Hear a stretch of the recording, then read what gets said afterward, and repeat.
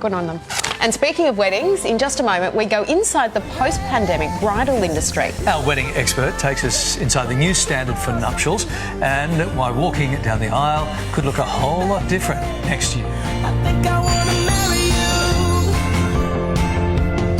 you. Is it the Walking down the aisle should be one of the most exciting days of many people's lives, but after COVID put a stop to weddings altogether, the industry has been struggling to recuperate, with some couples forced to postpone their big day multiple times. Many times. Well, destination I-dos and elaborate functions are off the cards for now. Bridesmaid for hire and wedding industry expert Kerstyn Walsh has seen many couples get really creative during lockdown, and now she's helping others think outside the box and look forward to their big day. For more, we're joined by Kerstyn Walsh live from Sydney. Thanks for joining us. Now, weddings have obviously changed a whole lot in the past 18 months, but what type of businesses specifically have been most affected by the pandemic? Look, it's more than you think. We're talking venues and the venue staff. We're talking catering and beverage companies, hire companies, floral designers, most of them small businesses whose bread and butter are weddings. So as a professional bridesmaid for hire, you're used to seeing the ups and downs of a couple's big day, but what's the feeling amongst couples at the moment?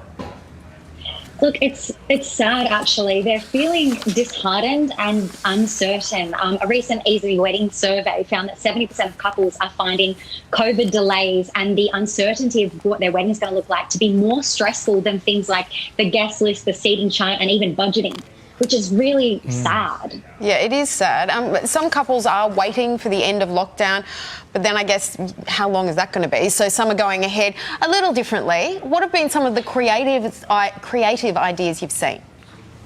Well, I think this is the most positive thing to come out of the whole pandemic wedding and celebration side of things, is that we're seeing couples really return to what matters most and embracing the personal side of weddings. So we're seeing really small, intimate events where rather than having a big guest list, they're investing money in things that genuinely matter, like great photos, amazing ceremony backdrops, flowers, colour, and even more casual wedding outfits. Yeah. So New South Wales restrictions mean only 5 people are allowed at weddings. Only 5. Great way to keep those people you don't like away from the wedding, right? But right across Australia, many couples are deliberately opting for sort of a similar low-key celebration. And what's your advice for having an intimate wedding, but still making it, really meaningful and memorable?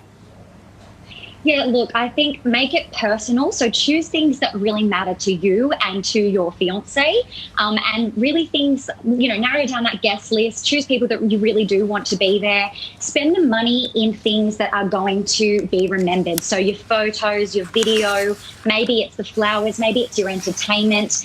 Be flexible with your wedding suppliers and even your wedding date. We're finding for next year that 2022 Saturdays and Fridays are really booked up. So if you can choose another date, and also embrace technology. Yes, we're seeing more and more Zoom weddings, but we've seen some professional companies come out who will handle all the live streaming for you as well.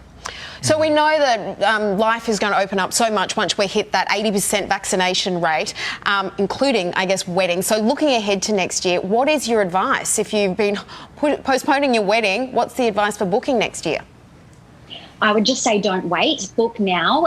We're hearing this right across the industry from ourselves and our other wedding supplier friends that we are getting booked up. So if you do want to book your wedding next year, don't wait. Make sure that you are considering alternative options, like perhaps you are looking at a weekday wedding or a different location to your original that might already be booked out, looking at some different suppliers, and definitely asking your suppliers, your dream team, for recommendations if they're not available.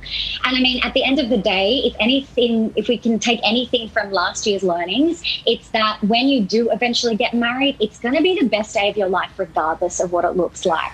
So just enjoy the process as much as you can and look forward to that day that is coming, and it's going to be amazing. You've got to feel sorry for couples trying to get this together at the moment. So I heard a story the other day, someone's cancelled 4 times, one couple. For people who are unsure about where to even start, you're offering couples some free advice right now. We sure are. We are doing free 15-minute wedding therapy sessions where we can get really into the detail of what you're working on at the moment and how we can help you. Oh, that sounds great. We do therapy sessions if the wedding doesn't work out as well.